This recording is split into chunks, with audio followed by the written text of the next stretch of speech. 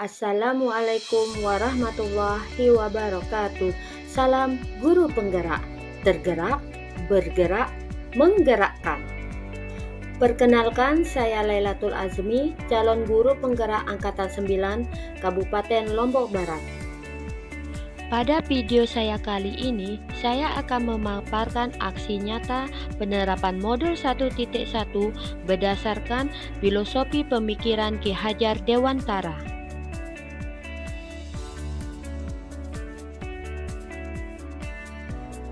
Ketika saya mengikuti pendidikan guru penggerak pada modul 1.1, saya merasa bahwa pembelajaran yang saya lakukan selama ini ternyata lebih berpusat kepada guru atau teacher center, di mana saya sebagai guru memegang kendali penuh dalam pembelajaran, dan pembelajaran yang saya gunakan selalu dengan metode ceramah, sehingga murid menjadi kurang termotivasi dalam belajar, kurang berkreasi, dan kurang mengeksplor diri untuk menyalurkan minat dan bakat mereka. Seharusnya pembelajaran yang saya lakukan berpusat pada murid atau student center, di mana murid itu sebagai subjek, bukan objek. Guru berperan sebagai fasilitator dan sesuai dengan kodrat zaman, sehingga dapat meningkatkan serta mengembangkan kemampuan kritis murid. Murid menjadi lebih aktif, konstruktif, dan lebih mandiri. Berdasarkan pembelajaran yang telah saya lakukan, maka tujuan pendidikan berdasarkan pemikiran Ki Hajar Dewantara dapat tercapai, yaitu menuntun segala kodrat yang ada pada anak. Dengan begitu, anak atau peserta didik dapat tumbuh sebagai manusia dan anggota masyarakat yang mampu mencapai keselamatan dan kebahagiaan setinggi-tingginya, baik sebagai manusia atau sebagai anggota masyarakat. Adapun ide dan gagasan yang timbul selama proses pembelajaran, yaitu dengan mengubah metode pembelajaran yang sebelumnya berpusat kepada guru atau teacher center menjadi student center atau berpusat kepada siswa, sehingga akan mengembangkan minat, motivasi, dan kemampuan individu menjadi lebih aktif, kreatif, dan inovatif, serta bertanggung jawab terhadap proses belajarnya sendiri. Sebelum saya melakukan aksi nyata penerapan pemikiran Ki Hajar Dewantara, hal yang saya lakukan adalah melakukan tahap perencanaan. Di antaranya, saya berdiskusi dengan rekan sejawat. Selain berdiskusi, saya juga membuat perangkat pembelajaran seperti RPP dan media pembelajaran yang lebih menarik. Sebelum memasuki kelas, murid diberikan pembiasaan budi pekerti seperti salaman.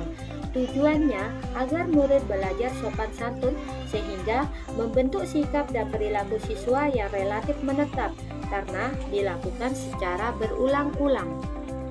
Sebelum memasuki kelas, murid diberikan pembiasaan budi pekerti seperti salaman. Tujuannya agar murid belajar sopan santun, sehingga membentuk sikap dan perilaku siswa yang relatif menetap karena dilakukan secara berulang-ulang.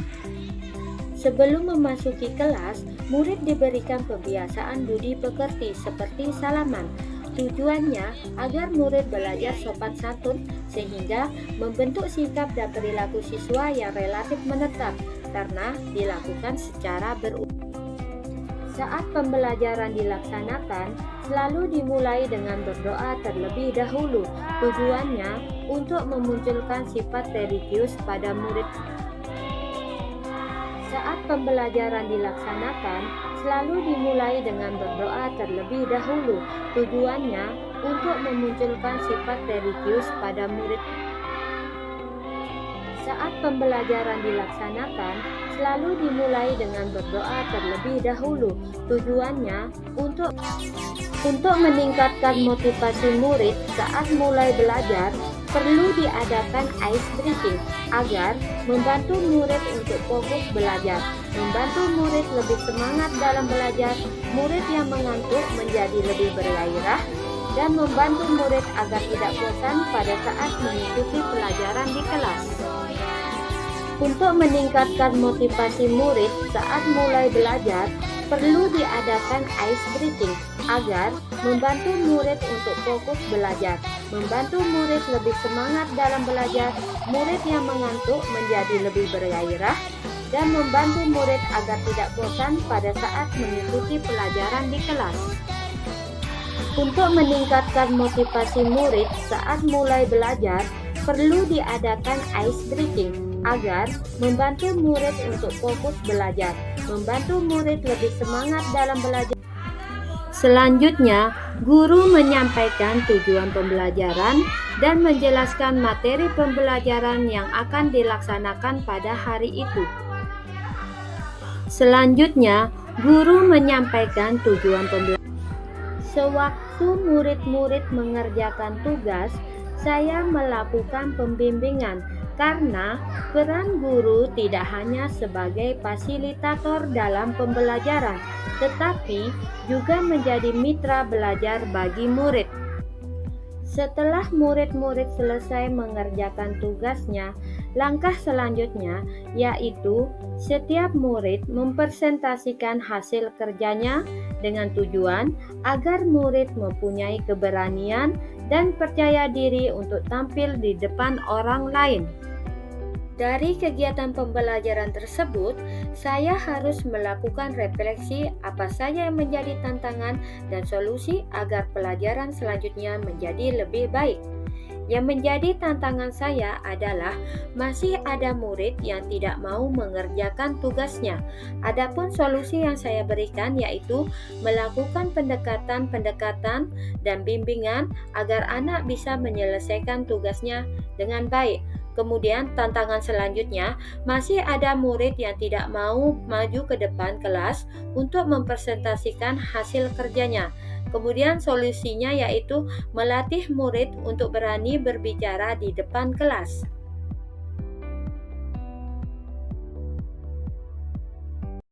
Assalamualaikum warahmatullahi wabarakatuh. Perkenalkan, saya Hijratun Farida, salah satu rekan sejawatnya dari Bu Lailatul Azmi, yang sekarang sedang mengikuti pendidikan calon guru penggerak angkatan 9. Model pembelajaran yang telah dilaksanakan oleh Ibu Lailatul Azmi sudah berdasarkan pada filosofi pemikiran Ki Hajar Dewantara, di mana pembelajaran sudah berfokus pada siswa atau student center, sehingga siswa kelihatan aktif, termotivasi dan bersemangat. Sukses terus untuk Ibu Lailatul Azmi, sukses terus untuk para calon guru penggerak. Wassalamualaikum warahmatullahi wabarakatuh.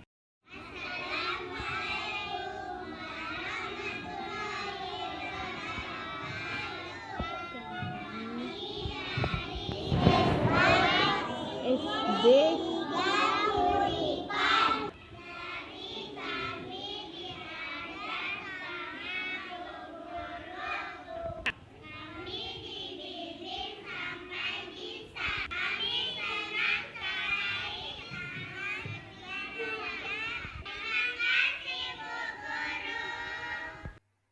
Demikian pemaparan saya tentang aksi nyata pada modul 1.1 berdasarkan pemikiran Ki Hajar Dewantara.